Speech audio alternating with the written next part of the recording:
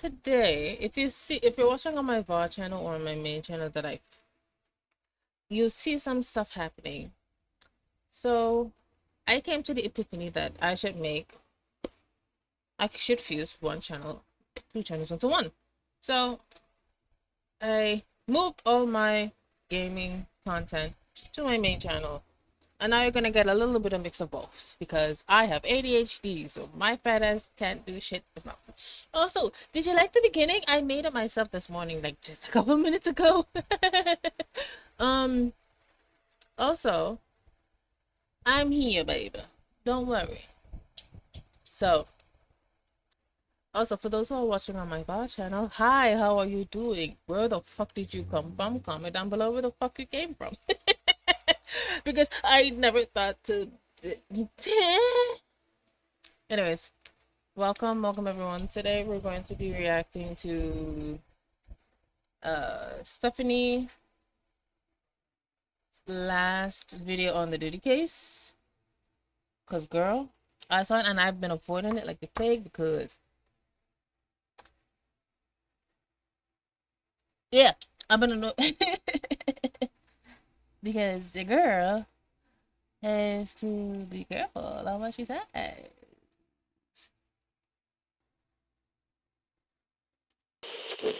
Bada bing, bada boo. It's a prefix menu. It's like one of those fancy Michelin star restaurants. You don't have to sit there and choose what you want to consume. They pick exactly what you need for that moment. The meal service starts at 6 a.m. on the dot every morning. Oats swimming in a tepid bowl of water, accompanied by 2 cuts of the house special bread. The lunch service is where things get a little bit more fun, a little more experimental, if you will. This is what they're known for, an in-house, quote, special K-loaf. It's a dense mixture of, is it bread? Is it cereal? We don't really know. Dinner is typically chicken gravy. The consistency of the chicken gravy over rice has been described as an in-between of paste and clay. Ew! And if none of those sound appetizing for you, you can always choose from their a la carte menu if they don't fit your taste. You could choose a Velveeta cheese block minus the noodles for $3.70, jalapeno squeezed cheese for $3.35, or if you're feeling extra ravenous, you could pick a rib steak meal for only $9.95. The prices you would imagine are quite fair. In fact, if you're visiting for a while, you could even purchase New Balance sneakers for $54.60, or perhaps hemorrhoid cream for $4.30. Huh? The meal service What? is, interestingly enough, fully booked every single service, every single day. No reservations required. In fact, attendance is almost mandatory. It currently has a 2.2 out of 5-star rating on Yelp, and that is the establishment, the Brooklyn Metropolitan Detention Center, otherwise known as MDC. Some inmates, they just call it hell on earth. This place houses 1,600 inmates. It is New York City's primary federal detention center. They did have a previous one that was just as big. It was called Manhattan's Metropolitan Correctional Center. I think I But remember that one that closed a building. little bit after Jeffrey Epstein died. Ooh. They shut the whole thing down? They shut it down, and now it's mainly the Brooklyn Metropolitan Detention Center. Is that related to the death? Yes. That's crazy. Damn. And people have been complaining about both facilities for a really long time. People say it's, quote, pure hell, probably the worst federal detention center in the country. Ghislaine Maxwell's attorney claimed Ghislaine's time at MDC, she was underfed. There were pieces of plastic melted into her food. She had to drink contaminated water. She ended up losing her hair. But worse than that, the entire place is crawling with roaches and rodents. You could just smell the stench of overflowing toilets wherever you go. Another attorney stated, the worst part is there's no real outdoor space because it's in the middle of Brooklyn. It's just a place to warehouse human beings. Another states, you're subject to a strip search at any given time. You're gonna take off all your clothes. The guards will come in. They're gonna check your mouth. They're gonna tell you to turn around, bend over, and spread your butt cheeks, cough, and then you gotta turn back. Huh? Spread your... Wait. Oh.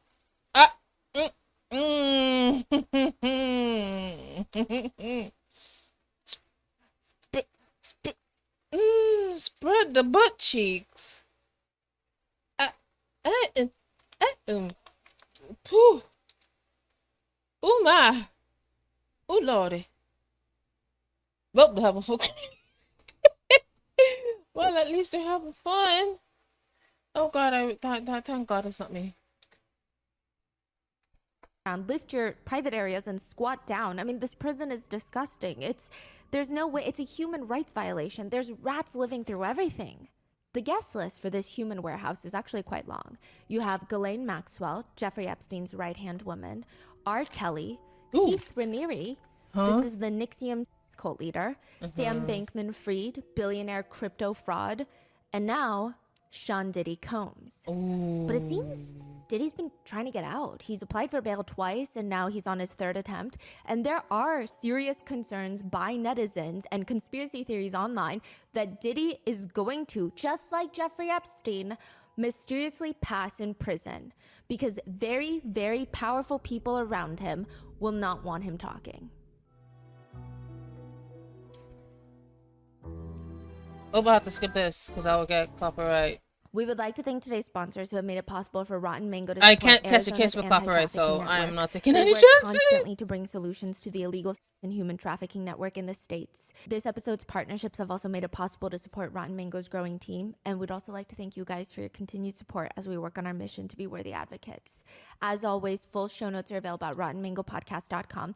Big disclaimer, this is a currently ongoing and developing case as we speak. There have been no court verdicts yet. So unfortunately, I must legally state that these are all the current accusations and allegations. People are innocent until proven guilty, legally speaking. Also, with all of the other celebrities that are going to be listed in today's video, there has not been any statement from the authorities that any of them are even remotely being looked into, interrogated, interviewed as a person of interest or a suspect or an accomplice or even as a victim.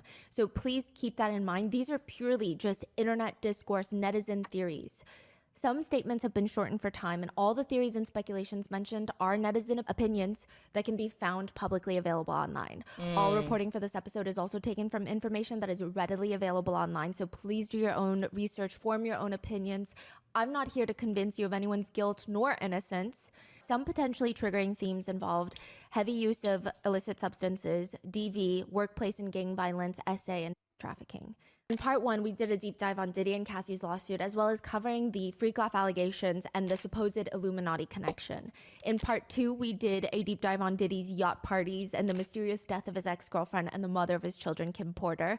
Part three, we talked about the 13 mysterious people who have died around Diddy, including the hip-hop legends Tupac and Biggie. This is part four. This is going to be hopefully the last part until the trial. We're going to be going over the current ongoing allegations, the new lawsuits, and all the celebrities that have been listed on the so-called Diddy list. So with that being said, let's get started. They say predicting the future is a gift. I mean, maybe you have a time machine, maybe you're gifted with clairvoyant abilities, or maybe you're just South Park, the cartoon. South Park has this near mystical reputation of predicting the future with unsettling accuracy. It's weird. Some people think maybe it's just The Simpsons too. The Simpsons do that. It's The Simpsons, South Park, and I think Family Guy's in there in the mix too, but I don't know for sure. But The Simpsons and South Park, yep. Yeah. thinking. Maybe they're just predicting things that are in the realm of possibility. Or maybe it's just a coincidence. It's not that deep. Others think South Park needs to be studied by the government. You decide. In the show South Park, there's an episode where Satan is planning his own sweet 16th birthday party at this hotel. And every little thing that he keeps suggesting, the party planners are like, oh yeah, Diddy had a party here last year and he already did that. A huge chocolate fondue fountain, Diddy did that last year. A donut machine, Diddy did do it. Full ice cream bar, Diddy did it. To which in the bit, Satan himself says, I don't want to do it if Diddy did it. Damn it, what didn't Diddy do? Diddy did it. Damn it, what didn't Diddy do? When was this episode? Do you know what year was it? I think it was like in 2016. Whoa. Naturally, netizens could not get enough of this. The top comments being, even Satan doesn't want to do what Diddy did. But others say, well, no, the meaning is a bit deeper than that. One comment reads, I like how it's implied that Diddy has done the same things that Satan himself has done or what Satan has thought about doing. LMAO. Or even things that Satan doesn't want to do. Yeah. Others have pointed to a Simpsons episode that depicts Sorry, I just had to fix this. So that depicts what appears to be a white party hosted by Diddy. The episode is called The Great Fatsby, where Homer Simpson goes to this massive party thrown in a Gatsby-esque mansion. They're looking for the host, where some of the partygoers, including other A-list celebrities, say that he might not even exist, the host of the party. Others say, oh no, he's upstairs in his office. I mean, the whole massive staircase is lined with platinum plaques for songs. And when they walk into the party, someone who netizens claim looks like Diddy is standing in the balcony, staring out at the party from the top. This character tells Homer and Mr. Burns that nobody crashes his party. He snaps his fingers, security detail with assault rifles, like the ones that were found in Diddy's home, and guns pop out, and eventually the situation is resolved. Because, again, the character whom netizens believe to be a depiction of Diddy finds out that Homer's friend is this ruthless billionaire that everybody despises, but he loves him for being a ruthless monster, and he pulls him in for a hug. So people are saying these cartoons are predicting all of these things. All the parties, all of Diddy's crimes. Did they predict it? No. Do you know how much an original copy of the Declaration of Independence is? I didn't know that could be for sale. There was one for sale. It's technically considered priceless, but technically, if you want to get really technical with it, there have been rare copy prints that sold for $8 million in auctions. Like $8 million? Nah, you gotta be Superwoman or something. Some rich ass motherfucker. 8 million? You know what I could do with $8 million? Set my motherfucking life. this one, owned by Norman Lear. Of the 200 copies of the Declaration of Independence, only 25 are still known to be in existence today, and Diddy is walking around a white party with a copy, an encased, closed, protected copy in his hands. It's a loan from Norman. Now, why the fuck would you walk with it in your hand? For us, if you don't know I am from Trinidad, I'm just putting on an accent so everybody can understand me. For those who don't understand, if you have an important document, put it in an envelope to make sure it doesn't get destroyed. Something like that, in encapsulated something, that's gonna damage it. Put it in an envelope, a safe envelope, and put it somewhere where you could fucking find it. God damn, we're only like 9 minutes in. Oh my god. Lear. He said no one would ever expect a young black man to be coming to a party with the Declaration of Independence, but I got it, and it's No, you loaned it, Diddy. What the fuck? coming with me, and I promise not to spill any champagne on it. This is how crazy his white parties are. Diddy's white parties were the it parties to be at. What kind of other celebrity party has a copy of the Declaration of Independence? I can not even name a single one that I have never been invited to, but who knows? There would be these flaming torches outside the estate, burning all day, all night. Diddy says about the origins of the white parties. You know, I just had the craziest mix of guests. Some of my boys from Harlem, Leonardo DiCaprio after he had just finished the Titanic. I had socialites there and relatives from down south. There were 200 people sitting out there just having a down-home cookout. Diddy allegedly actually called himself the Great Gatsby, which I feel like at this point, after Burning Sun, don't you know, Great Gatsby does not have a happy ending. Nope. Maybe not the best way to predict your own future. Yeah. According to one insider who states they went to his parties, she said Diddy hired these young women to stand on pedestals on either side of the entrance, just dressed like angels, just standing there. She said it was very Gatsby-esque, maybe crazier. There were synchronized swimmers on the outside. What? There were topless women parading around in angel wings. But then there would also Topless? be group orgies, group sports taking place in the bathrooms with pills being passed around like little appetizers. What the fuck? What? No. What? Y'all gotta be fucking with me. People said when Diddy winked at you and said, come to the VIP section, you knew you were going to have a really good night. Oh God. What? He's known to just be a party legend. Diddy was known for saying things like, "You think I'm gonna stay in the VIP section? I created the fucking VIP section. Fuck the VIP. I want to touch the people. I want to feel alive." What does that mean? He wants to go into the club where everybody's dancing. He doesn't want to Oh. stay around in the VIP section. Yeah. Okay. I mean, to an extent, us shitty is like that too, you know.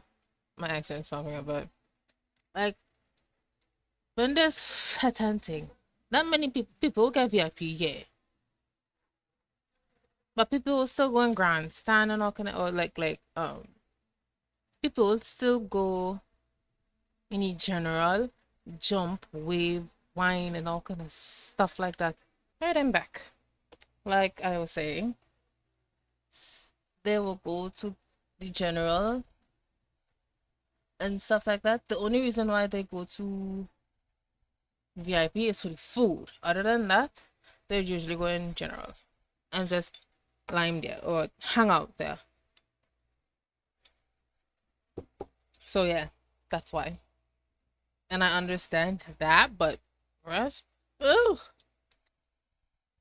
He's a master marketer. In one MTV skit about his parties, one person says, Diddy once threw a party on a jet flying around the world. Now, it started on a Tuesday and somehow ended on the previous Sunday. I don't know how he did that. They're flying through time zones, right? Yeah. Is that what they're saying? yeah. Okay. Other comments, it's hard to say which is more off the hook, a Diddy party or a Diddy after party or a Diddy after party, which is basically just a pre-party for the next Diddy party. There is a picture of Diddy from an old Miami party where he's standing next to a table, and on that table there's this woman laying nude on the table, just covered in food. She's the centerpiece, if you will. He's eating a chocolate-covered strawberry off of her. Now that's just sick. Oh my God. And people think it's just a little unsettling now. Because, you know, it's all fun and games until you are his private chef. His private chef's name is Cindy. Cindy starts working for Diddy in 2015 at his LA compound, which, you know, this TikToks that's like, I'm a personal chef to a billionaire. Here's a day in my life, right? It sounds all fun until you realize that she's working from 9 a.m. until midnight or sometimes even till 2 a.m. in a lawsuit filed way back in 2017. So not even with the recent lawsuits and allegations. This is in 2017. Cindy says she was working every Saturday and Sunday for Diddy and only getting paid $150 per day. Eventually, he enjoys her cooking so much, he bumps her up from 2 days to 6 days per week, but she's still working 9 in the morning till midnight, getting paid $150 per day. That's $10 an hour. The minimum wage now in the state of California is $16 an hour. So albeit this is in 2024, but still. Aside from the pay, Cindy says in more professional legal words through her attorney in the lawsuit that this was pretty freaking miserable. She was traumatized working for Diddy. The lawsuit she files alleges in very professional terms, but for ease to digest, I will paint the picture. Cindy would be cooking in the kitchen, oftentimes in the night, when Diddy would tell her to come serve food to him and his guests in the various areas of his mansion. She would walk in with the food because that's her job, right? And sometimes it was just so clear that they had all gotten done participating in sexual activities. Or sometimes they would be in the midst engaging in group activities while she's just forced to serve food. Set the table, if you will. Oh my. Other times she would walk in to Oh my God. Oh my God. Oh God. quote, deliver the food.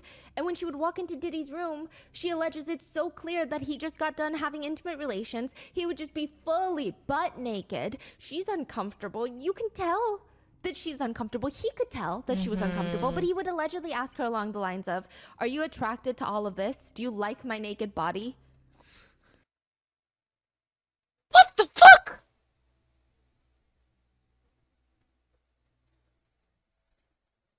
Huh?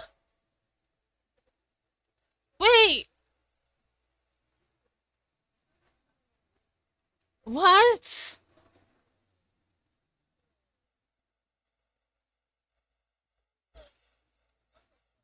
Oh, God damn. In another occasion, Cindy is in the kitchen preparing the meals when a male house guest One of Diddy's friends walks in. She looks up. He's butt naked. He had just engaged in activity with another guest of Diddy's, and he's just standing there around naked, asking her to look at him. Look at him down there. And, quote, admire his genitals.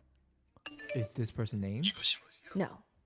Cindy is mortified. She immediately files a complaint with her supervisor, another employee of Diddy's. Cindy complained frequently because, first of all, she never signed up to be constantly exposed to sexual activity and talking about genitals. Her capacity as a professional chef, and she's not working on like a explicit set where she knows what she's getting into. This is just somebody's home. This is not what she's been expecting.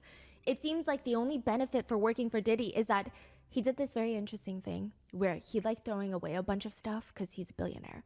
Sometimes the stuff he's throwing away wouldn't even be broken or damaged. In fact, they're nice things, they're expensive things. The house staff knew that if Diddy didn't really want it, technically they were free to take it before it's trashed. So I guess there's like a special bucket where they go through the trash and they're like, why is he trashing this? Well, one day the housekeeper comes up to Cindy and is like, hey, these are a few things that Diddy is throwing away. Do you want something? She picks something, and within a few days, she's terminated for theft. Cindy believes, she alleges in her lawsuit, that she was set up. They were sick of her complaining about the sexual harassment and about her pay, which she rightfully complained about. They were sick of her complaining about all of that she rightfully complained about. So they effectively set her up so that they could terminate her. In the lawsuit, she claims she was constantly subjected to unwarranted harassing conduct, verbal harassment, demeaning comments, slurs, visual harassment, and unwanted sexual advances. Oh So my no, god. it doesn't seem like the parties were just all a big ball for everyone. No. In a separate lawsuit filed by a John Doe, the allegations state that he was invited to one of the infamous white parties in the Hamptons. He actually includes a picture of himself with Diddy. His face is blurred out, but he was just 16 years old. He had a mutual connection to Diddy. He didn't feel like this is something you could turn down. I mean, this is his chance to break it into the industry. The lawsuit includes a supposed picture of Diddy and John Doe at the white party. Interestingly enough, the lawsuit alleges that Diddy took an interest into John Doe, which gets him very excited. They move to a quiet area where John Doe is going off telling him how he's such a big fan. I have these dreams of becoming a star as well, and like the way that you've just done it is so admirable. To which Diddy smiles and allegedly tells him, you have the potential, you have the look, you know? It's alleged, that Diddy told him that he has the ability to transform him or anybody else into a star. Which John Doe gets excited. I mean, it's a pleasant conversation. And again, the lawsuit alleges Diddy abruptly tells John Doe he needs to drop his pants. The lawsuit states, John Doe, caught completely off guard, confusingly asked Combs to repeat himself. Combs made himself clear. He instructed John Doe to drop his pants and expose his penis so that Combs could inspect it, explaining it was the rite of passage and the route to becoming a star, and also a way to prove himself. Quote, don't you want to break into the business? John Doe immediately felt uncomfortable, froze, and did not know what to do. Combs remained calm and stood in front of him and stretched out his hand in a cupped position. Out of fear and anxiety and the imbalanced power dynamic between himself and Combs, John Doe then dropped his pants and exposed his penis as Combs previously instructed. Combs moved closer and grabbed John Doe's penis and genitals with his hand. He firmly cupped and held onto John Doe's private parts for an extended period of time. During this time, Combs moved his hand in such a fashion to manipulate John Doe's genitals, squeezing and feeling them. John Doe was only 16 years old. That is what the lawsuit states. In another separate lawsuit filed by another John Doe, the allegations in his lawsuit include that in 2006, he was working for this security firm called Mass Security, where he would work at nightclubs or events for private events as security. He got this last-minute job at Diddy's East Hampton mansion for this annual white party, and the lawsuit alleges that prior to the party commencing, Diddy pushed John Doe into a van and viciously sodomized him. And while John Doe kept pleading for help, Diddy allegedly responded, "You'll be all right. You'll be all right." Are these part of the 120 Yes. lawsuits? So these are the individual stories. Yes. So Tony Busby, the attorney from Houston, has been filing, well, he states that he has about 120 lawsuits that are going to be filed against Diddy. He filed 6 and then 7. And by the time that you're hearing this on YouTube, probably more. Yeah, so he's doing them in batches. And now there is this very interesting thing where 120 is a very large number. So a lot of people are wondering, out of those 120, there must be people whose stories are not as valid, right? And I don't think it's ever right to question victim stories. And I will say that Tony Busby has stated that he has 100 people vetting potential clients, and also about 30 lawyers looking at the evidence and the stories of each case. So they're trying to fact check a lot of these clients. They're not just trying to take any case. They're not taking anyone who's calling them like, oh, that Diddy thing on the news, I'm part of it. So just to keep in mind, because I know a lot of people that are either on Diddy's side or tend to question victims are like 120, there's no way. Which again, I'm not stating that these lawsuits are true. I mean, these are civil lawsuits. There's no way for me to know. I wasn't there, right? And neither was Tony Busby, but I'm just stating he is very thoroughly fact checking them from what I can see. Well, I don't know if fact checking is the right word, legally speaking, trying to verify them as much as he can. One John Doe alleges that he was drugged and essayed the night that Diddy was awarded the Lifetime Achievement Award at the BET Awards, the time that he shouted out Cassie after 4 years after their breakup. He said that he was essayed after that, at an after party. So many netizens, they're hoping with all these new lawsuits coming out that the most of the party goers, all the other celebrities that attended Diddy's parties did not see these things, that they only saw the fun aspects. Because one frequent party goer says once Diddy got high or drunk, he would turn violent and loud. He would take his anger out on people. An unnamed alleged victim told the Daily Mail, so take it as you will. She alleged that she was at a party with Diddy once. He allegedly had this little medicine bag of drugs that he carried around with him. She said there was this one time when he came down from his room and I was shocked because he looked animalistic. I didn't even recognize him. His veins were popping and the way that his body was contorting in a way, it was frightening. It just scared me. Being around him was like being around Jekyll and Hyde. There was some woman in the pool, sometimes already naked. And I thought, oh, maybe they party too much. So she's kind of insinuating that they're passed out almost. Maybe in the shallower end or like hanging onto the side of the pool or like they're in the cabanas around the pool. And she says, but no, there were times when the girls wouldn't wake up at all and they would just leave them there lounging by the pool. She claims if she ever asked Diddy's staff about it, like, hey, guys, are you guys seeing this? Is she okay? They would just tell her, she's okay. She's just drunk and hungover. That's what she claims. They said that they would just say this anytime a girl didn't move at one of Diddy's parties.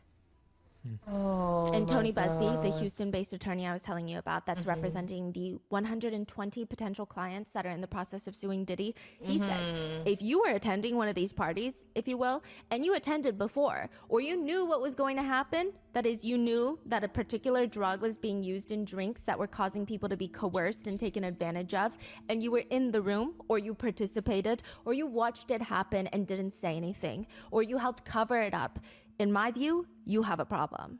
You can't hide skeletons in the closet forever. I would expect there are many people out there right now who are desperately searching their memories as they delete their texts and data. So does that mean every celebrity in connection with Diddy helped cover it up? Not exactly. There are a few camps of netizens. Some that believe, obviously, people who just went to a white party, you don't know what they know because these white parties, everybody was going to them. There's just no way that every single person in Hollywood knew what Diddy was doing. But then some people are saying, well, if they were close friends of Diddy and were constantly hanging out with Diddy, they probably knew something. They probably at least knew that he was violent towards women. There's no way that they didn't know anything. That's crazy. When all of his staff and even people that have only seen him a few times have come out to allege these stories, could it be that they don't know anything? That's a netizen opinion. Or there's a group of people that are like, let's not even point any fingers. We don't know what they know. But I will say, for as long as Diddy has been around, there have been people in the industry that have been waiting for this moment. People that don't love Brother Love. In fact, they hate Sean Love Combs with a fire-burning passion. Dang. In 2005, a book was written titled Confessions of a Video Vixen by Kareen Steffens. Kareen is a well-known figure in the industry. She was well-known to appear in a lot of music videos. And it says that she first went to Diddy's parties in Miami. It was, quote, fucking intense. She claims that there were women walking around topless, champagne being passed out, drugs being passed around on the inside. She claims you choose your pill, take your champagne, and that's the vibe for the night. It was intense. Like the drug usage is just so casual. In it, Kareen alleges that when she first met Diddy in 2001, this is around the time that he and J-Lo break up. She says, quote, in retrospect, I realized that I was given to him as a gift by another executive. She claims that she was with Ja Rule and Irv Gotti when Diddy told them, quote, send her to my house. She alleges in her memoir, Huh? and that was it. I got the order to go to his house, and that was the first time he and I spent time. She describes herself as being a, quote, party favor, or at least that's what she said it felt like to her. Now, there were no explosive allegations in her book. She claims about her sexual encounter with Diddy as being consensual, but they didn't have full intercourse. It's unclear how far they went, but it just wasn't sex. She writes in her book, after the experience, he said, "You're one of the best." I said to him, same. When in actuality, he was average. Our sexual encounter was pretty straightforward, nothing out of the ordinary. Later, she goes with a friend to Diddy's massive party that he's hosting, and I guess Diddy didn't personally invite her. He didn't know she was coming. The minute Diddy sees her, she alleges, he pulls her to the side, allegedly asking her, "We're cool, right? I mean, we're friends, right?" She says, quote, "I was confused by the line of questioning, but assured him we were in fact cool." He allegedly tells her, "I'm saying though, you know I have kids and a mother and people who love me, and I can't afford for anything to get out. I don't want them to get upset." She claims she's confused, but reassured him she has nothing but respect for him and his family. But that doesn't appear to be good enough because she states Diddy pulls her friend, the one that she came with, to the side. They're gone for about 45 minutes in the midst of this little party. And he gets back, grabs Corinne by the arm, starts dragging her out of there. And it's like, what did you do to that man? What did you do to Diddy? What? She's so confused. He tells her that Diddy allegedly told him to be careful around Corinne. Do not let her into his home. She's like, why would he say that? Why can't I be in your house? Like, what do you mean? And he said, Diddy told me, quote, "She'll have you on video with fingers in your booty." Huh? What? Corinne states that the both of them were so confused, shocked, and eventually they broke out into hysterical laughter on the front lawn of Diddy's Miami mansion because how ridiculous that comment is. What do you mean? What does that even mean? She does clarify that she was not one of Diddy's victims, but she also writes in the book, this is obviously condensed, but at Diddy's, I was received with open arms by him and his entire staff. Everyone in the home was devoted to Diddy and catered all of his needs, and for the afternoon to all of mine. I began to understand the hype around Diddy, why he was a pop culture icon. He's got that star quality, that's something that draws people to him and makes them want to be in his space and take part in his world. I was no different. By the end of the afternoon of meeting him, I'd become easily enamored. Okay, so what was that whole encounter about? So he saw her showed up at the party. He freaked out, pulled the guy away to tell the guy to not trust this woman. And what's the reasoning, intention? Like, what's going on here? Some netizens have deciphered, because the book is a little bit confusingly written, has deciphered this as evidence that he might have been into some activities that we're not privy to, which I don't think is that big of a deal as long as it's consensual with adults. Some people are pointing to the fact that Okay, so yes. they're saying that they did certain activities that Diddy does not want anybody to know. Yes. The fact that she showed up again, now he's like, "Oh, who are you telling people about this?" Yes. And he's freaking out about that. And he's trying to discredit her and isolate her, is the allegation. I mean, I don't even know if this conversation actually took place, right? But I'm just letting you know what's out there. She said that she would eventually snap out of it, but there were still a few people around Diddy that were not enamored by Diddy. He has some lifelong haters, one of them being Miss Wendy Williams. That's true. Before Wendy Williams was the Wendy Williams, controversial talk show host, she was just getting started as a radio personality. She was signed with Hot 97, one of the coveted spots at the time. One would argue that she was a yapper on this show. Others would say, you have not seen yapping until you saw her on Hot 97. It was crazier back then. I don't know if defamation laws were looser back then, but Wendy would go to work and just ready to start some shit. One of her targets back then was Diddy. It does not appear that she intentionally targeted him, but she did state that she had obtained a very interesting photograph that allegedly showed Diddy and another man in a compromising position, which, you know, maybe Diddy likes men. Okay, I will say, the conversation of Diddy liking men, I don't think it matters. I understand why some people might use it to confirm some of the allegations in the lawsuits, because some of the victims suing him are obviously men. So it's like confirmation. Other than that, I don't think his sexuality plays a role in this at all. And I do think that what she did today would be very controversial. If that picture is true, why would you out a public figure or anyone for that matter?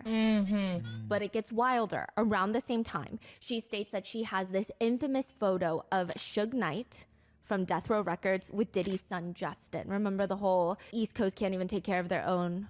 That hadn't been released yet. So she's like, I have it and I could post it on my blog.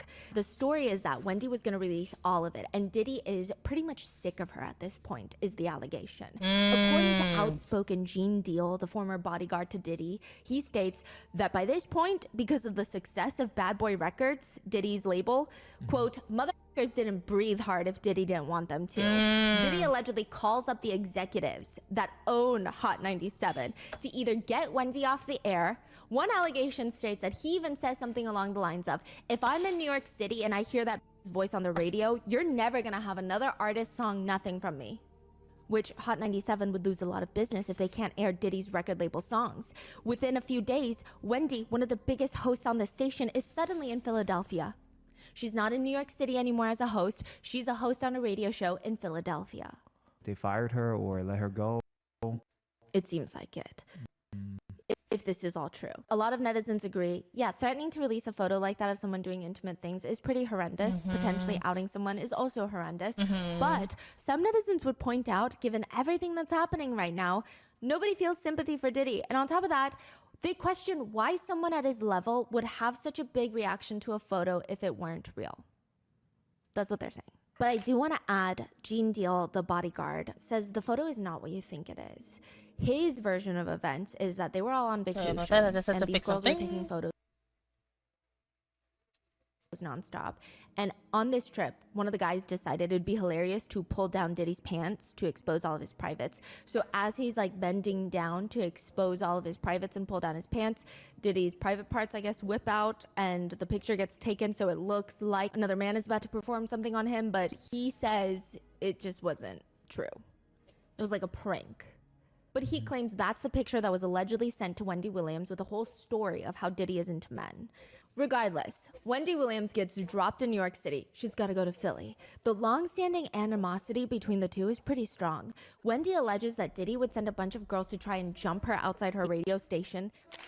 Once upon a time, there was a music mogul who sent his all-girl group to beat my ass in front of the radio station. She alleges that Diddy, quote, single-handedly tried to sabotage her career. She writes in her book, "The hell he put me through, I will never forget it. But I don't hate him." But later, during her talk show, she was one of the few that extensively talked about the power dynamic between Diddy and Cassie, saying things like, my thing is, when you date a mogul, it's really difficult to avoid them. Even if you use your head, you never know when they're going to pop up on the scene. Like, they could find out what hotel you're staying at. They could just pop in, pop out. They have too much power in this world. Wait, I'm so sorry. What is she referring to, though? Cassie and Diddy, so when they would constantly break up and get back together, and Diddy would publicly reach out to Cassie through social media to try and win her back during their on and off relationship. A lot of other people were debating whether or not that's romantic, but Wendy says, I suggest don't use social media, though, to reach out. This was a grand overture from Diddy. I don't believe he really wants her back or wants her. I believe he probably treated her at some particular point like a possession. If you really care, then you would reach out privately, not publicly. There were these comments here and there that indicated that they never really resolved things until 2017. Diddy makes an appearance on the Wendy Williams show, and people think it is so awkward. The whole thing feels tense. They're both trying to dance around each other, not really, but like figuratively during the entire interview. I don't think netizens are reading into it. I was watching it, and I've been watching lots of Diddy interviews on Ellen DeGeneres' show, Conan O'Brien, Jimmy Kimmel. He does not seem relaxed or happy around Wendy Williams. He keeps having these moments where he's smiling, but his smile drops so quickly. It's like he keeps dropping his smiling mask. But why did he go on there? Nobody knows.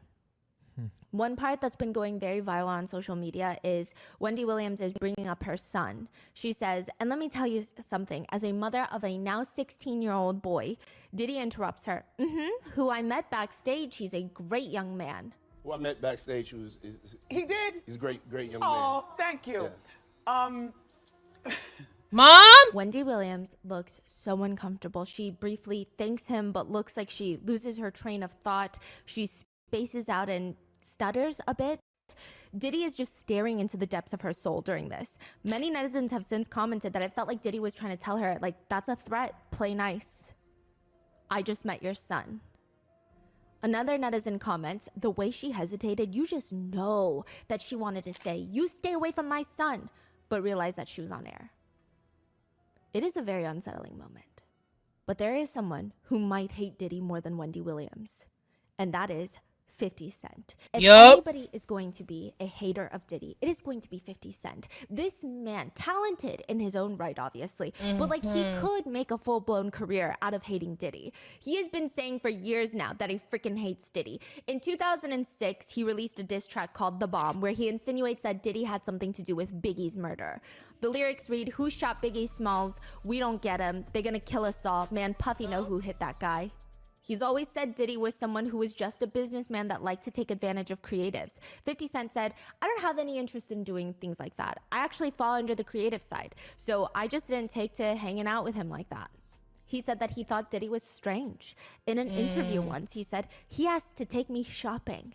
I thought that was the weirdest shit in the world, because that might be something that a man says to a woman, and I'm just like, nah, I'm not with this weird energy or weird shit coming off the way he was just moving. Like, from that, I wasn't comfortable around him. Yeah. No, but me and you, we ain't party. Like, we need to party. What is he talking about? When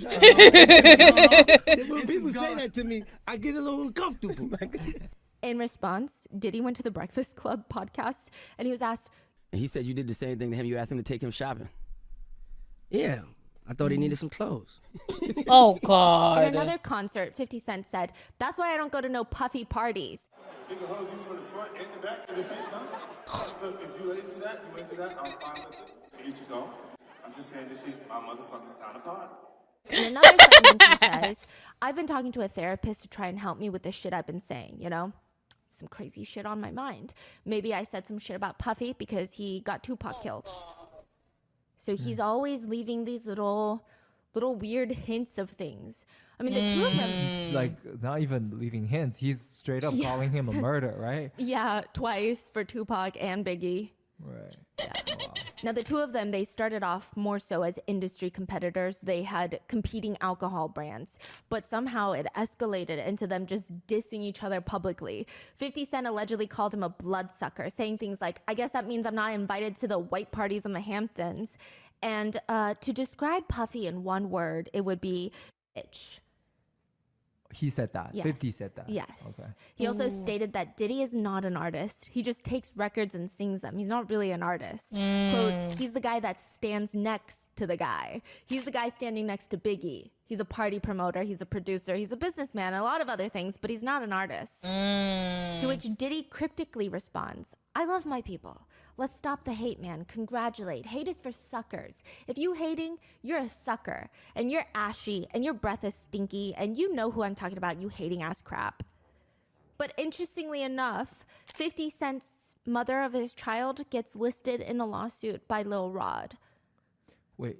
50 Cents. The mother of his child gets listed in passing in a lawsuit. Not as a defendant, but it is alleged that she was having intimate relations with people at Diddy's house. Which, side note, later on The Breakfast Show, later in 2018, the podcast host brings up 50 Cent and Diddy. Diddy says, I don't have no beef with 50. Hey, yo, I don't have no beef with I don't know why. With Fifth. He loves me. I mean, y'all can't see. No, we can't see. Y'all can't see that he loves me. But see, You really, hold on, you really think that's hate? You know he loves me. I don't think he like you. You know he loves me. He don't love you. Okay. That's Diddy's response. Okay.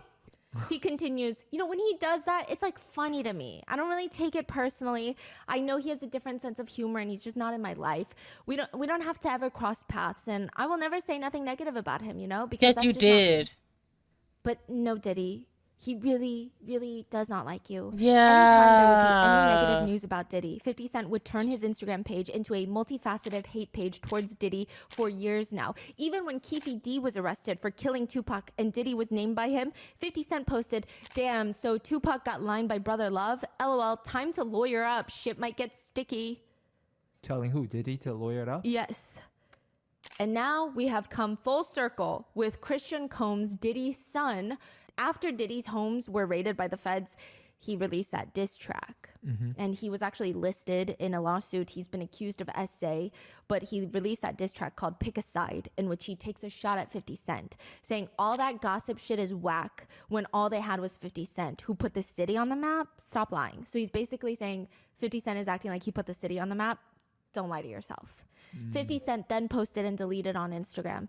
I feel so threatened by the things Christian is saying on his record. I'm afraid for my life. Please don't hurt me, guys. He's being sarcastic. He has since taken it down, but he is currently working on a series about Diddy with Netflix. Oh, that's right. Yes. Is there any more information on that? Is it just a... He did joke that he was going to title it Did He Do It? That's all we know? Yeah.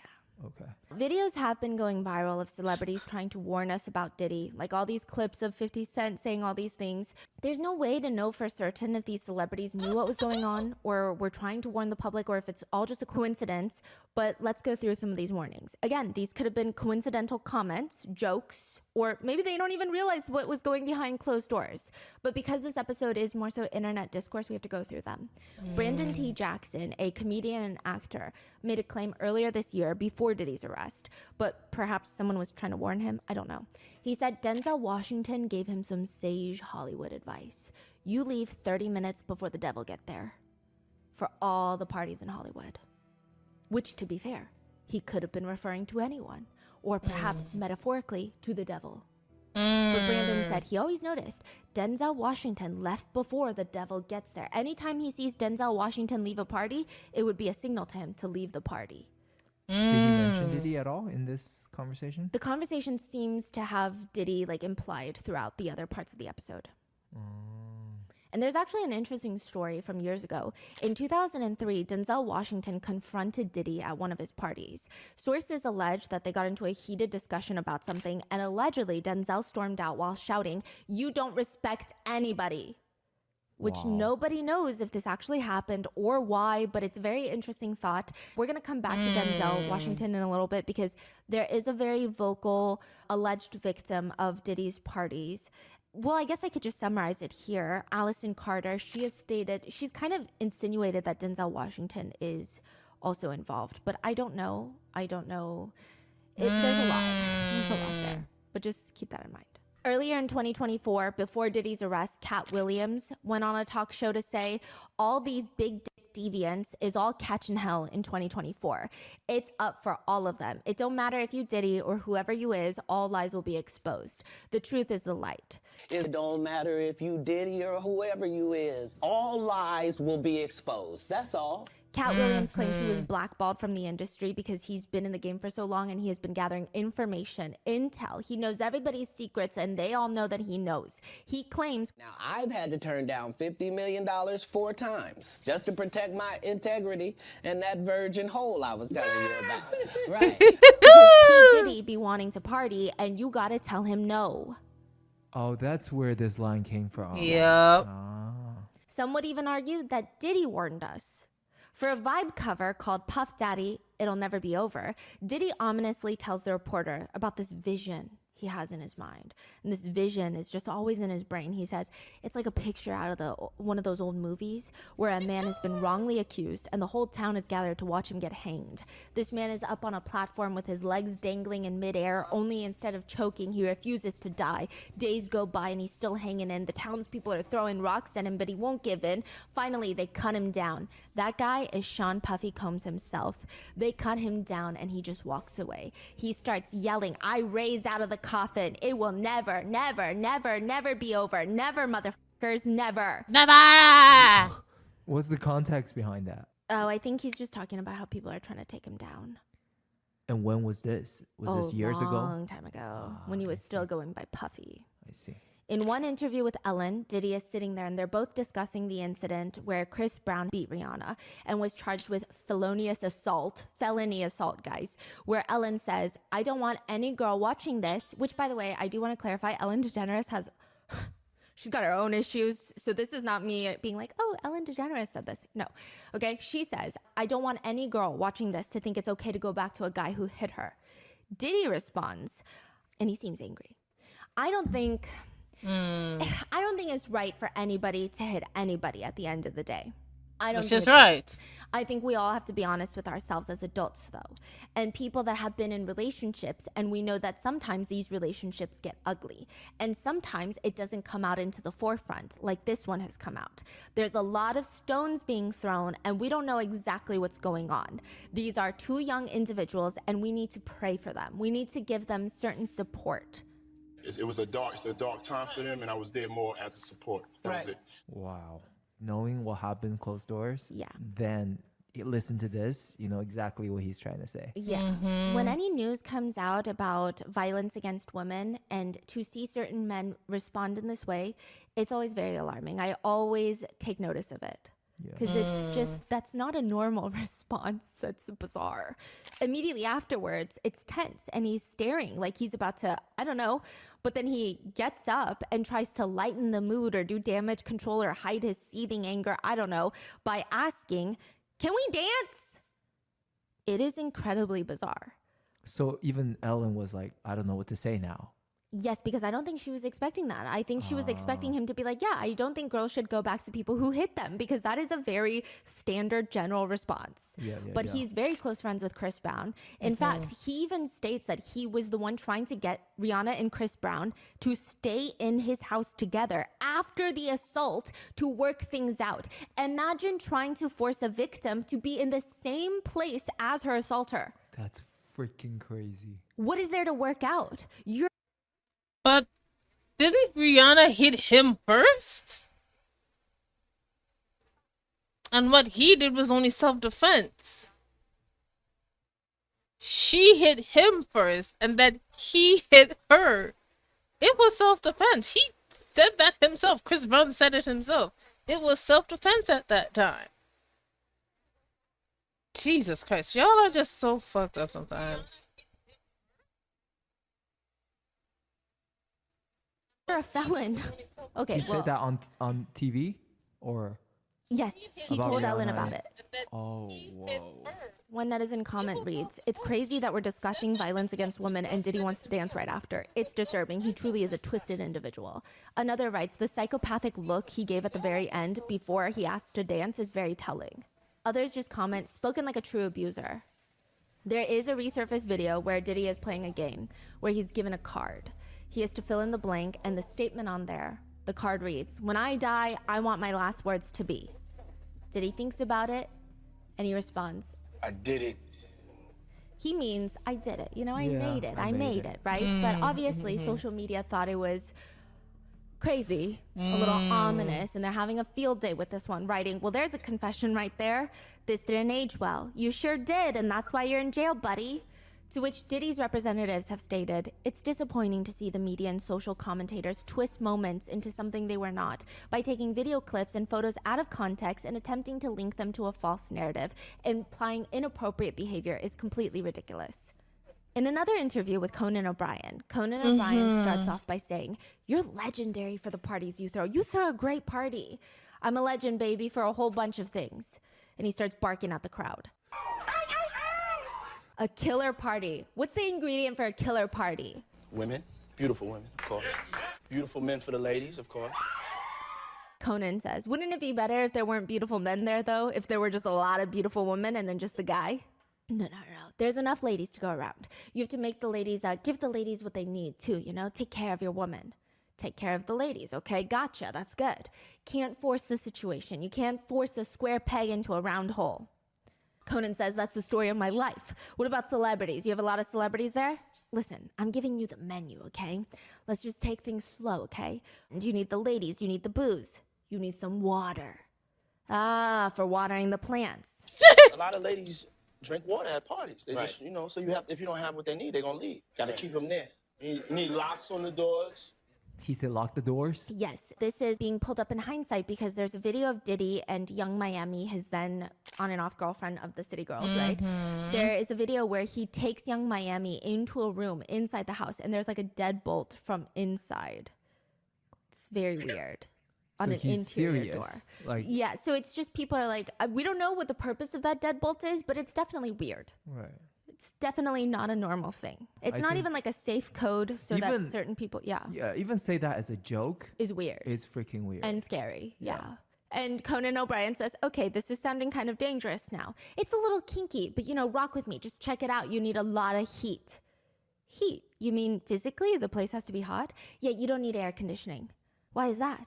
Heat affects the alcohol, and it also affects, everybody gets a little more comfortable and loose, builds up a nice little sweat. What? That just sounds disgusting. Depends on the way you look at it.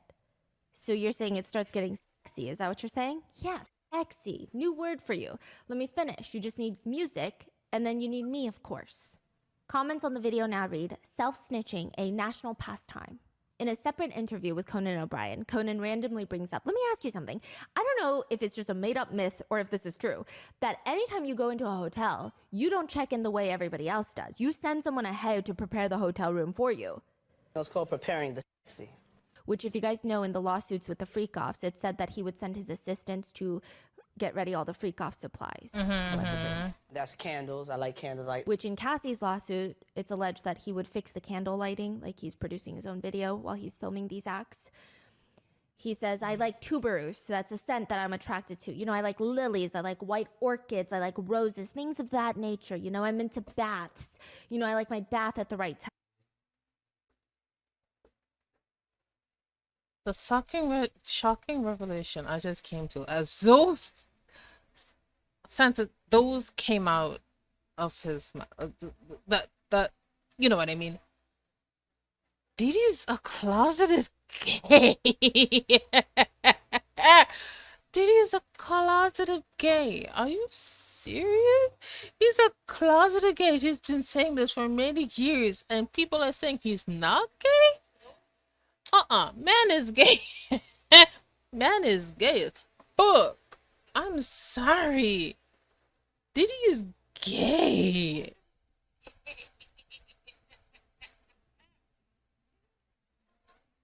Temperature. So it's just little things that I personally like. You have to make sure you go through the proper measures to make sure that your sexy is there when you arrive. People think that he's talking about freak-offs. People are having a field day with these old clips, digging up old clips. There's another one where Diddy talks about his legendary parties, and he says, they won't give me a permit to the parties, man. They don't want me to throw the parties no more. But we ain't gonna stop. We're gonna keep having fun. You're gonna keep hearing about my parties. They're going to be shutting them down, probably be arresting me. Doing all types of crazy things just because we want to have a good time. You're going to hear about my party. They're going to be shutting them down. They're going to probably be arresting me, doing all types of crazy things just because we want to have a good time. When I first started researching the Diddy case, there were 12 lawsuits that were filed against Diddy and the federal indictment that was unsealed.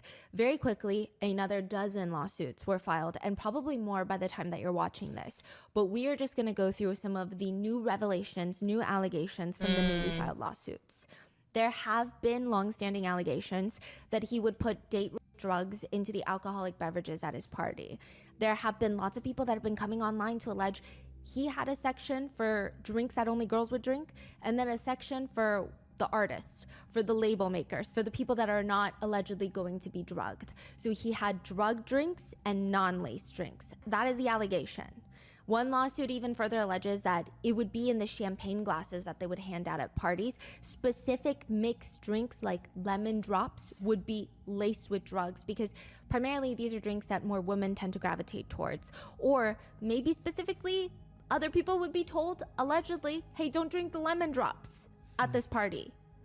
One lawsuit alleges it's not even just about the drinks that are circulating at the party. Multiple lawsuits have alleged that when you walk into his party, you would have to sign an NDA. Now, this part is not, it's a little gray area for sure, okay? But you would have to sign an NDA. And once you walk in, they would make you take a shot. They're like, you sign the NDA, and this shot is a prerequisite to coming into the party. And some believe that those shots specifically, some were laced, some were not. So it's like, maybe it's a pre-approved, these are the types of people I want to be drugged, allegedly. I wouldn't know how it works in the back end, but I'm just saying it is very weird because it's not Diddy himself that we're giving these shots out. Others allege that even the baby oil was laced, and that's why there were 1,000 bottles of the baby oil in his house, because it just doesn't make sense to have 1,000 bottles of baby oil. Yes, Americans buy in bulk, but 1,000 bottles of baby oil just, that doesn't even make any sense. Yeah. And then you have Gene Deal, the former bodyguard, saying that's weird. You have other people Like the Jonathan Odie, I don't know how credible he is, the man that was arrested at a Trump hotel shooting back then. He said that they were transporting liquid cocaine. He's definitely more of a conspiracy theorist. But still, there have been long-standing allegations. One lawsuit reads, quote, dousing victims in lotions or similar body oils also laced with GHB so that the drug would be absorbed through the victim's skin and make it easier to take advantage of, exploit, and assault him or her. What's GHB? The date rape drug. One lawsuit alleges that he would also say things like, this is what it takes for you to be famous. What are you willing to be a star for? Perform insert act or else. Other lawsuits claim he would say things like, when else do you get to drink with a millionaire? One of the more shocking lawsuits filed as of recently is Jane Doe, who alleges that she was 13 years old when she was assaulted by Diddy. These are the allegations set forth in her lawsuit. And again, allegations until they're proven true in the court of law. The lawsuit alleges that during the 2000 VMA Awards, this is the year that Diddy and his then girlfriend at the time, Jennifer Lopez, went wearing that iconic green Versace dress. The plaintiff, Jane Doe, claims her friend dropped her off at the Radio City Music Hall so that she could try to get into the VMAs. So she's just a fan. She's just a fan of the VMAs. She wants to go. She claims that she was outside when she saw a ton of artists and famous people arriving. She didn't have a ticket, but she really wanted to get in. So she went and tried to talk to the limo drivers that were outside. One of the alleged drivers worked for Diddy. This is the allegation. And he allegedly told her, hey, Diddy likes younger girls, and quote, you fit what he's looking for. He allegedly invites her to an after party. So not the VMAs, I can't get you in there, but you can get into the after party. She claims once she got inside this large white house where the after party was being hosted, she was asked by two men to sign an NDA. They allegedly told her that she was not allowed to talk about what happened at this party. She gave them her name, signed a form, did not receive a copy. Jane Doe claims she saw a lot of celebrities at the party in which she was offered later a reddish yellow drink, which tasted kind of like orange juice, cranberry juice, but something bitter in there. And after one drink, she allegedly starts feeling very woozy, lightheaded. She wants to lay down. She alleges she tries to look for an empty room to lie down, but sooner or later, she claims Diddy, along with a male celebrity and another female celebrity, entered the room. Diddy allegedly approached Jane Doe with this crazed look in his eyes, grabbed her, and started screaming, "Are you ready to party?" She alleges that she was essayed by Diddy while the other male celebrity and the female celebrity watched. Then the male celebrity essayed her while Diddy and the female celebrity watched. Were they all named or no? No. Male celebrity A, female celebrity B. Okay, let's be fair. Money does make the world go round at times. And sometimes victims don't have access to things like therapy because they don't have the resources for that. So in these lawsuits, I don't like to bring up the topic of money because then it becomes this whole, oh, victims want money, victims want money. I mean, what else could Diddy give them other than an apology? That would hurt him, right? He can't, there's no eye for an eye in this country. Like, it doesn't make sense. So it's stated that potentially it's a technique where you don't list the celebrity, but you file this lawsuit and you go to that celebrity privately and say, I haven't listed you yet, but if you don't want to settle privately, I could list you. Like, I could name you. Yeah, and I could file a lawsuit against you as well. So I guess we'll have to wait and see. Now, in one lawsuit, John Doe alleges he attended a party around October 2021. So this is very recent. He states there were several well-known artists in attendance, and he claims that he was drugged and gang essayed. In a separate lawsuit, another Jane Doe alleges that after Diddy essayed her, he threatened her, "You better not tell anyone about this or you will disappear." A few establishments were also listed in a few of the new lawsuits, Macy's, the department store, being one of them. In one lawsuit, John Doe alleges that in 2008, he was working for one of the more popular streetwear clothing brands called Echo Clothing. This is around the time when Diddy was trying to take Sean John to the next level. They were Sean John's competitors. One day, the lawsuit alleges Diddy comes into Macy's flagship store in Manhattan with 3 of his bodyguards. He allegedly stomps his way over to the stockroom, pistol whips the defendant, and forces him to perform orally while shouting, "I will kill you" at him. Allegedly, while essaying him, Diddy is accused of pulling his hair while making derogatory comments like, "You like that, white boy?" The lawsuit continues that after the assault, Combs proceeded to gather Sean John merchandise from the stockroom, leaves the stockroom, and headed out to the Macy's retail floor, where he began passing out merchandise to an adoring crowd as if nothing happened. The lawsuit further alleges that John Doe went to Macy's security to report the assault. He was allegedly told by somebody that someone will come speak with you about what happened, but it never happened. Nobody came to speak with him, and he alleges, quote, shortly thereafter, Macy's stopped letting John Doe into the flagship Herald Square store. He further alleges that the CEO of Macy's pressured Echo executives to fire John Doe because Macy's had just signed a multi-million-dollar deal with Sean John Clothing. This is crazy. Marriott International has also been named in one of the lawsuits as a defendant. The lawsuit states that Marriott management was well aware of Diddy's activities and management and other personnel, quote, looked the other way, essentially alleging that Diddy was able to commit sexual violence through use of Marriott's premises, hotel staff, and employees who were all allegedly profiting from such activities committed by Diddy. One lawsuit reads, Combs manipulated both men and women to participate in highly orchestrated performances of sexual activity with both commercial workers and unsuspecting partygoers. In some cases, these were individuals who were contractors or vendors. In other cases, they were random individuals pulled from a hotel lobby or show or off the street. And in one of the more recent alleged cases of abuse, according to a lawsuit, John Doe claims to be a businessman from LA. He attended a launch party for a new Ciroc product. According to the allegations listed, John Doe claims that he was invited since he already had this established working relationship with Diddy. John Doe works in LA, specializing in renting out luxury cars and jewelry. So he's invited personally by Diddy, is the allegation, which he thought this is a great way to network and market his business to other high-profile clientele. So of course he goes. Now, according to the allegations, Diddy asks John to come into his private office, which isn't crazy, because John's thinking, okay, we're going to talk some business. But instead, he claims Diddy was drunk, acting strange, and was moving closer and closer to John while taking off his pants. He alleges he walks up to John and allegedly grabs John's genitals through his pants, quote, squeezing them in a rough and tumble manner. The lawsuit further alleges the situation escalated until another individual, professional athlete A, unnamed, professional athlete A, entered the office and intervened, which ended the Combs assault on plaintiff of John Doe. There's another lawsuit filed by a John Doe, a personal trainer who claims he was assaulted by Diddy as well in 2022. The lawsuit alleges that John was invited to a party held by Diddy because he was impressed by his personal training and might want to feature him in a video. The personal trainer was allegedly greeted at the door where he signed an NDA, and upon entering, he claimed that he was given this alcoholic beverage that he had to drink as, quote, another condition to gain entry into the party.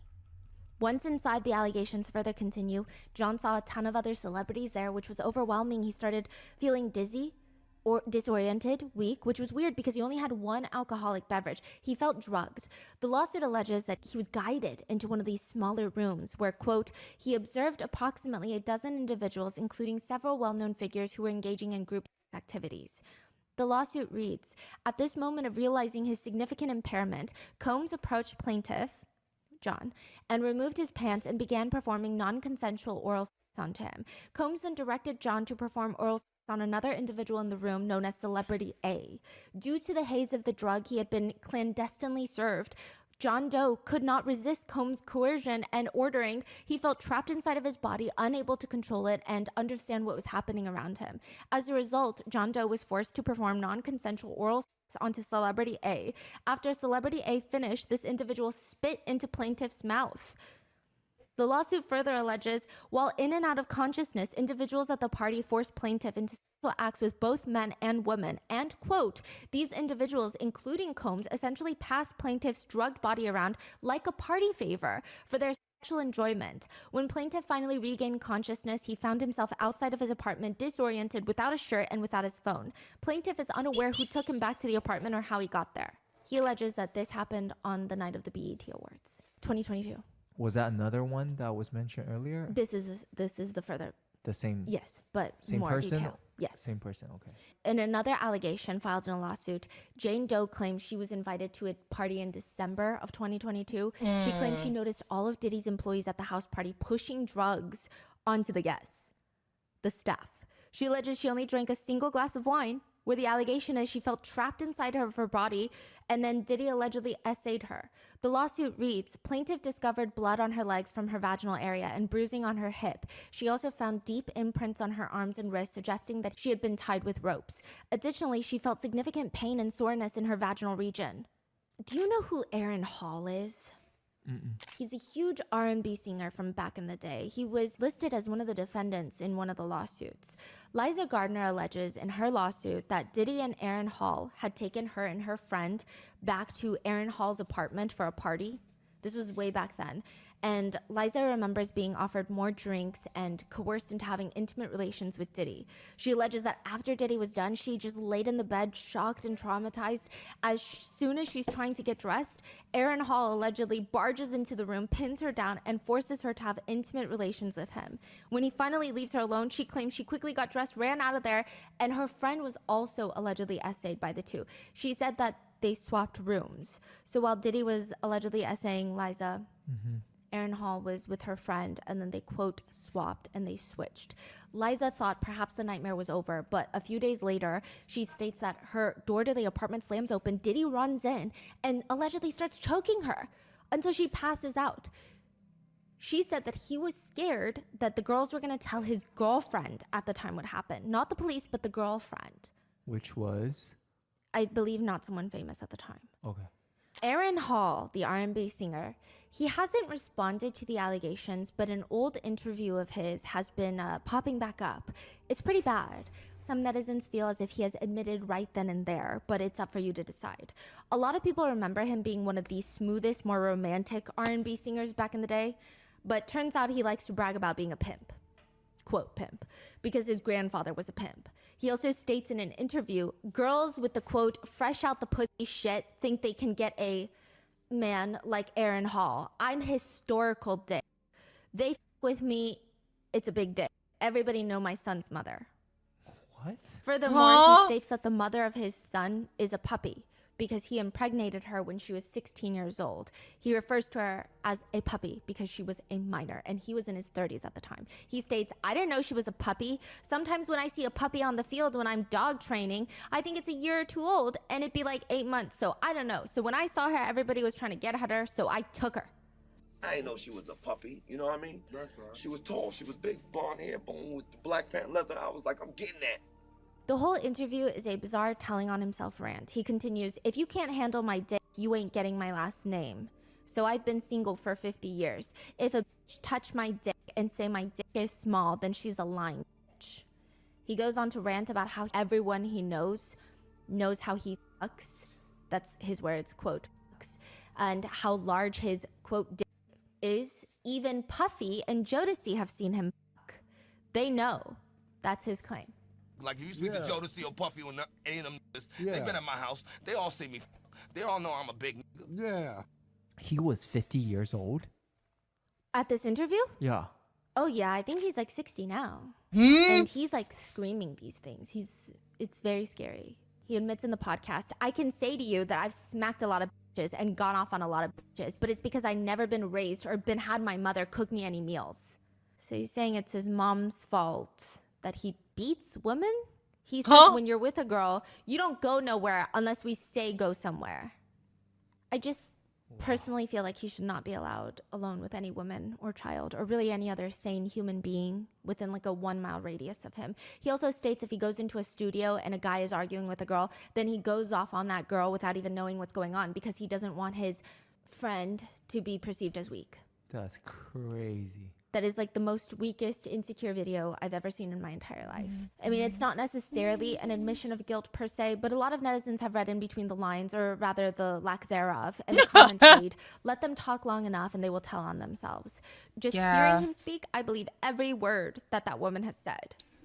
Diddy's attorneys have responded. No matter how many lawsuits are filed, it won't change the fact that Mr. Combs has never sexually assaulted or trafficked anyone. We live in a world where anyone can file. Bullshit. Bull fucking shit. Bull fucking shit. I don't believe that one shit.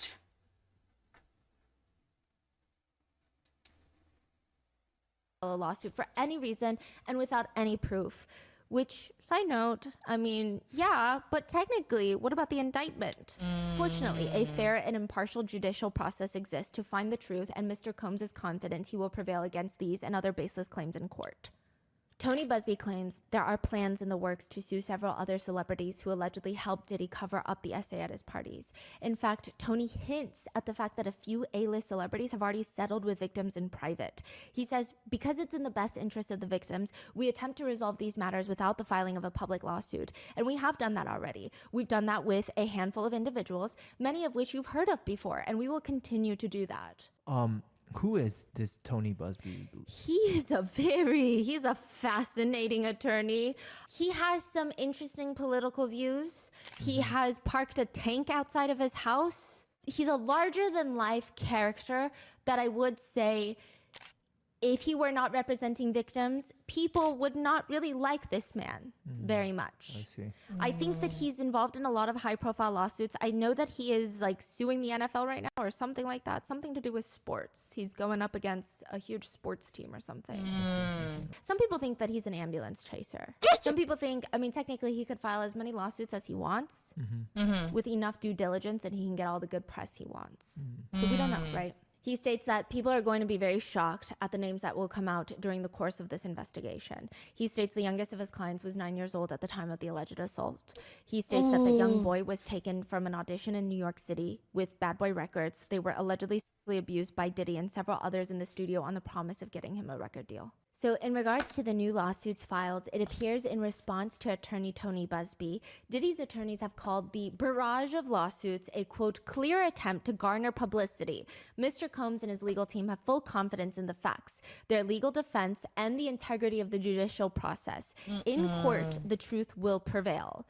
That Mr. Combs has never essayed anyone, adult or minor, man or woman. In response, Diddy's legal team have made some filings of their own. One, to identify the anonymous victims that have filed lawsuits against Diddy. The filing states, requests that the court direct the government to identify its alleged victims so that Mr. Combs can prepare for trial, stating that due to the high-profile nature of the case, quote, this has had a pervasive ripple effect, resulting in a torrent of allegations by unidentified complaints spanning from false to outright absurd. Counsel for these accusers, alluding to Tony Busby, recently convened a press conference prior to filing at which he claimed to represent 120 accusers making outrageous and deeply prejudicial allegations, including violent essay and sexual abuse of minors. These accusations came on the heels of more than a dozen lawsuits previously filed and currently pending, several of which have already been discredited, but only after irreparably damaging Mr. Combs' character and reputation. These swirling accusations have created a hysterical media circus that, if left unchecked, will irreparably deprive Mr. Combs of a fair trial, and if they haven't already. Bullshit. Side note, Tony Busby does state that they vet all the allegations, like I said. He stated to the New York Times that they have more than 100 screeners and 30 lawyers working on each allegation to vet it. And I'm sure once they get vetted, Tony Busby and his attorneys that write these lawsuits, that file them, they're vetting once more.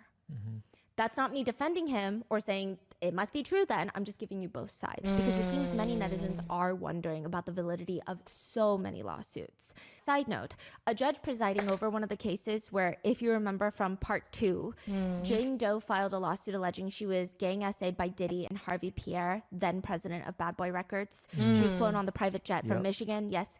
The judge granted Diddy's team motion to reveal her identity if she wants to continue pressing charges. The judge states, the court recognizes that public disclosure of Doe's identity could have a significant impact on her, particularly given the graphic and disturbing allegations in this case. They acknowledge that, but the court points to previous cases, stating, indeed, similar motions to proceed anonymously in sexual assault lawsuits involving public figures, including Kevin Spacey and Harvey Weinstein, were likewise denied. For those reasons, and as further detailed, the court denies plaintiff's motion to remain anonymous. Dang. I guess we will just have to wait and see if the others face the same situation. Diddy's attorneys have also asked the judge to impose a gag order of sorts. So this gag order seems more so towards the victims or the alleged victims and their legal representatives. They state, as the court is aware, Mr. Combs has been the target of an unending stream of allegations by prospective witnesses and their counsel in the press.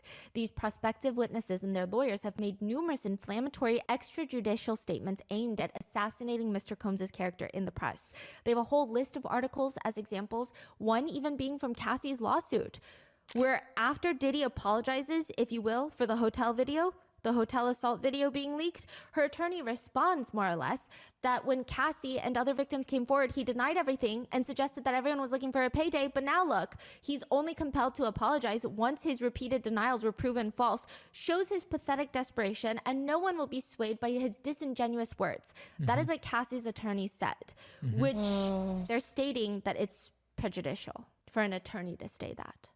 Yeah, stating several of these lawyers have made shockingly prejudicial and false allegations of sexual assault and abuse of minors, the details of which need not be repeated. In another part of this filing, it reads, these statements undoubtedly threaten Mr. Combs' right to a fair trial, and no other remedies exist. This court should exercise its discretion in issuing an order requiring all potential witnesses and their counsel to refrain from making extrajudicial statements that have a likelihood to interfere with Mr. Combs' trial. Which a lot of people have a lot to say about Diddy's legal team. They are technically the dream team, if you will. The lineup of lawyers he has is out of this world. He has Mark Angafilo. He actually repped Keith Raniere, the leader of the Nixium cult. The cult that was also charged with racketeering and trafficking. Keith Raniere was sentenced to 120 years in prison, so there's that. They have Anthony Rico, who most notably represented the secretary for Osama bin Laden, the World Trade Center bomber. Yeah, and then we have Alexandra Shapiro. She's particularly well known in high-profile white-collar criminal cases. She was a clerk for Justice Ruth Bader Ginsburg, rest in peace. She repped Sam Bankman-Fried, the crypto FTX crypto fraud billionaire. Then we have Tenny Rose Garagos. She's the daughter of another famous attorney, Mark Garagos, who's actually representing the Menendez brothers in their fight to be released. So this is like a dream team. He's also repping the ketamine queen that's involved in Matthew Perry's overdose death case. He's known as like a Hollywood attorney. He's previously repped Chris Brown in the Rihanna assault case, as well as Michael Jackson in the CA allegations. So all the big names. Yes. I mean, truly the legal dream team. And they're coming in strong to his defense, which some people think is great. Others are like, this strategy is very strange. Because prior to Diddy's arrest back in December of 2023, Diddy took to Twitter to write, enough is enough. For the last couple of weeks, I've sat silently and watched people try to assassinate my character, destroy my reputation and my legacy. Sickening allegations have been made against me by individuals looking for a quick payday. Let me be absolutely clear. I did not do any of the awful things being alleged. I will fight for my name, my family, and my truth. Sean Diddy Combs. So obviously a lot has changed in the past year. Diddy is now in prison with many more lawsuits headed his way, but it appears that he is adamant to fight this out. And I don't know if it's just him pushing his attorneys or if it's attorneys advising him. Some people think the attorneys are advising him to fight this out in trial because they make a lot more money if he does versus if he were to plead guilty. Some people are saying, why would he plead guilty when nobody likes him. He's never going to make a comeback. And even if he pleads guilty, likely he'll get nothing less than life in prison. Wow. The attorneys have made some very controversial statements, though. They emphasize, yes, Diddy is not a perfect person. He has used drugs in the past. He has been in, quote, toxic relationships. People hate that. People hate that. But they continue. But he's committed to getting therapy and treatment for things that he needs therapy and treatment for. Again, very vague. They argue the evidence in this case is extremely problematic. His attorneys are trying to dispute this trafficking charge by stating that these people are, quote, they're coming into this man's bedroom. Is it trafficking? Not if everybody wants to be there. The attorneys also state that any sort of comparison with Diddy and R. Kelly or Diddy and Epstein doesn't make sense at all. Quote, this is different. These were consenting adults. There's evidence not of trafficking, but of being caught being unfaithful. He was in a 10-year loving relationship through dark periods. Again, alluding to Cassie's relationship with Diddy as a 10-year loving relationship with dark periods. Diddy's attorneys continue, Diddy has referenced the hotel footage as a human story of love, hurt, and heartbreak. Which I have to say, I am human. I have also endured love, hurt, and heartbreak. I have never, not a single time in my life, in this little brain of mine, thought to beat someone up. To repackage domestic violence as love is honestly as unhinged as it humanly gets. They continue to state he came to New York to basically engage the court system and start the case. And it will start today, and he's going to plead not guilty. He's going to fight this with all of his energy and all of his might and all the full confidence of his lawyers. He is dealing with this head on the way he has dealt with every challenge in his life, which is such an interesting moment for a motivational insert. One of his attorneys, Anthony Rico, states that Diddy is going to make the best of a difficult situation. Dr. King. What does that mean? Martin Luther King. Whoa. Dr. King called it the law of unintended consequences. Sometimes the more you push a person down, the stronger they get. Recently, Diddy's attorneys have accused the U.S. government of leaking evidence to the media, including the hotel footage with Cassie. His attorneys state that they demand an evidentiary hearing to investigate, quote, government misconduct in connection with the leaks. They state that the alleged government leaks, quote, have led to damaging, highly prejudicial pretrial publicity that can only taint the jury pool and deprive Mr. Combs of a right to a fair trial. They state the hotel video is the most egregious example of the alleged misconduct by the government, stating one of a long and documented history of leaks and false statements made with one purpose: to savage Mr. Combs' reputation prior to trial. The leaks have resulted in damaging and highly prejudicial media coverage, particularly sensationalizing the investigation and involvement of Mr. Combs' family. Along with that, the attorneys have requested government agencies, including the Department of Homeland Security, the one that raided his homes, to reveal emails, documents, records related to the alleged leaks, place a gag order that bar government personnel from disclosing case evidence or investigative material or even making statements, really, prior to the upcoming trial.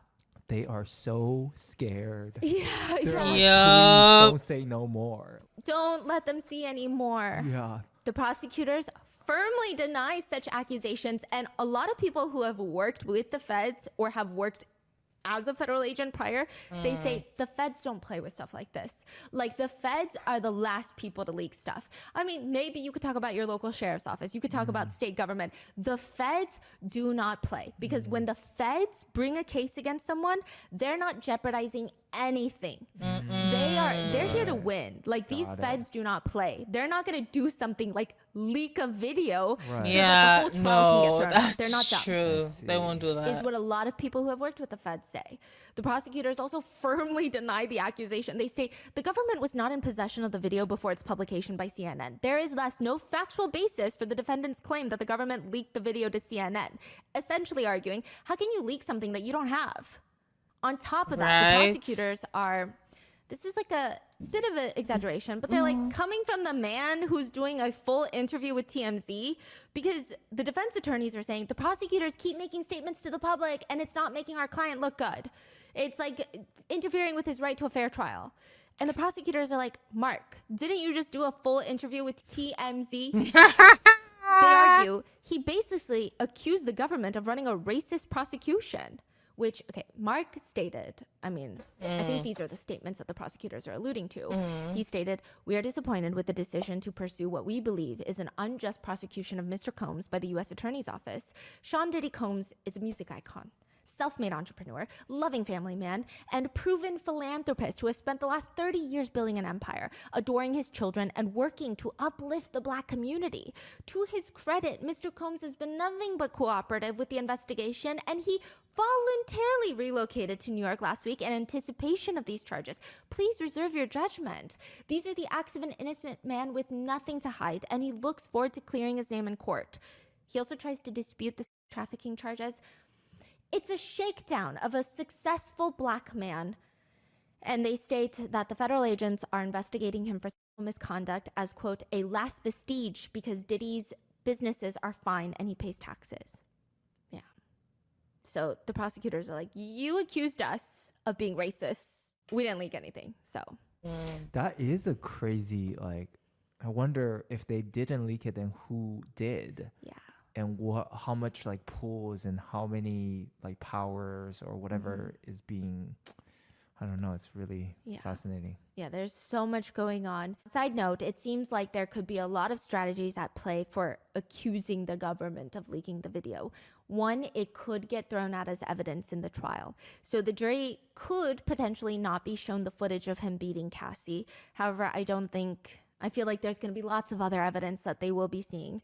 2, the lawyers could argue that this compromised his right to a fair trial and alleged prosecutorial misconduct, which would be a violation of Diddy's rights, which could potentially help it with a change of venue to be outside of New York or other accommodations. Like they could call for an evidentiary hearing, which the judge may grant to the defense to investigate the alleged leak, which could delay the proceedings, but potentially it would reveal more information to the defense attorneys about what the prosecutors are building their case on. Because they get to get some privy information like emails and communications between the prosecutors. Yeah. Or in extreme, highly unlikely in this case, it could lead to a dismissal of the charges entirely, which is very highly unlikely in this case. Yeah. Or it could just be a public play. Accuse the government of leaks. Just cast a shadow of doubt on the integrity of the government, on the integrity of the judicial system. Just plant a seed in people's minds. It could be any of those. Right. It appears a lot of things are going to come to light during the trial. For example, Howard University had awarded Diddy with an honorary degree in 2014. But with all the new allegations, they have unanimously voted to rescind the degree. So they're like, we take it back. They say Mr. Combs' behavior, as captured in a recently released video, is so fundamentally incompatible with Howard University's core values and beliefs that he is deemed no longer worthy to hold the institution's highest honor. What university? Howard, which is actually where he went. Right.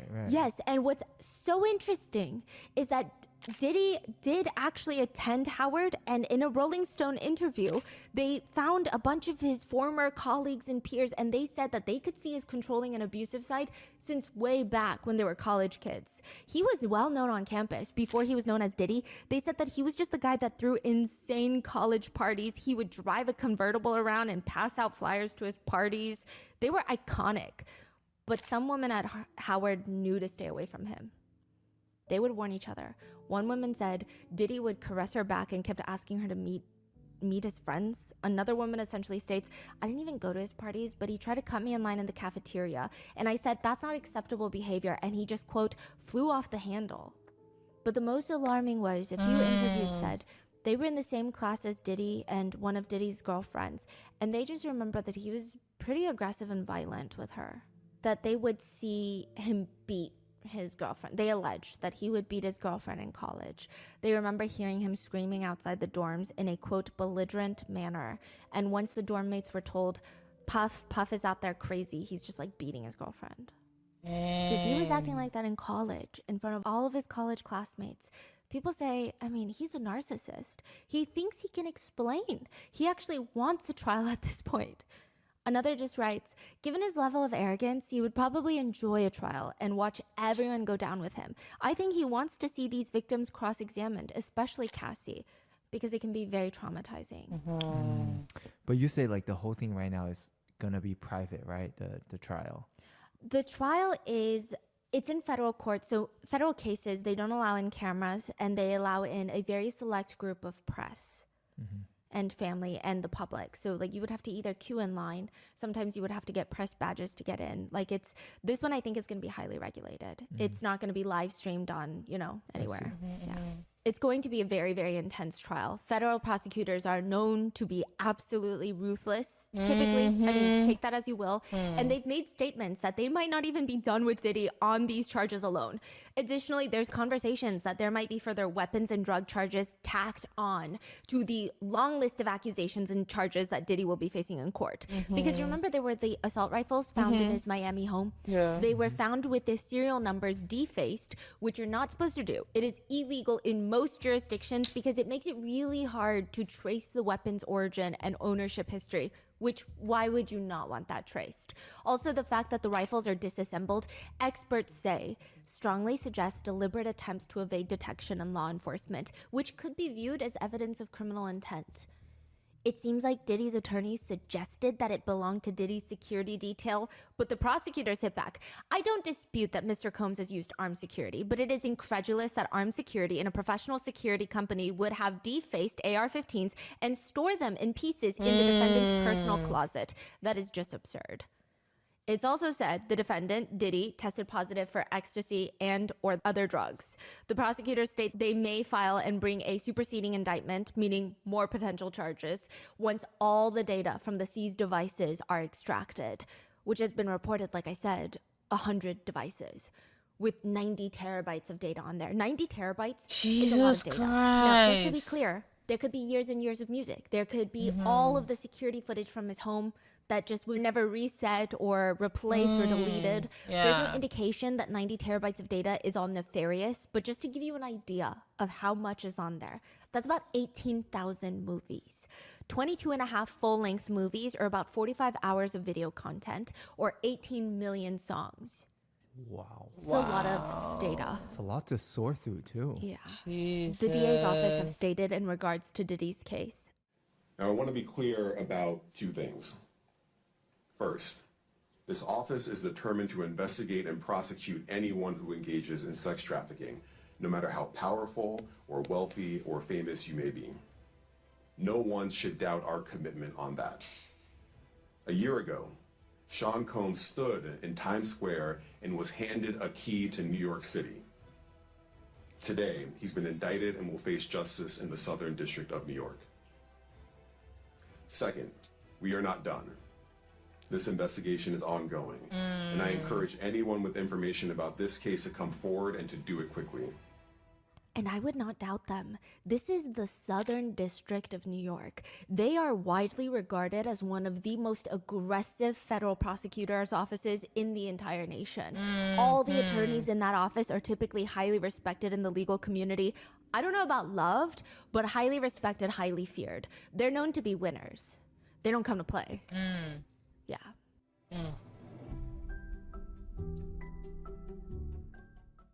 One of the most... And with that, that is part 1. I am tired right now and I want to take a nap. So for those who are watching on my VOD channel, thank you. For those who are watching on my main channel, please don't forget to like, comment, and subscribe.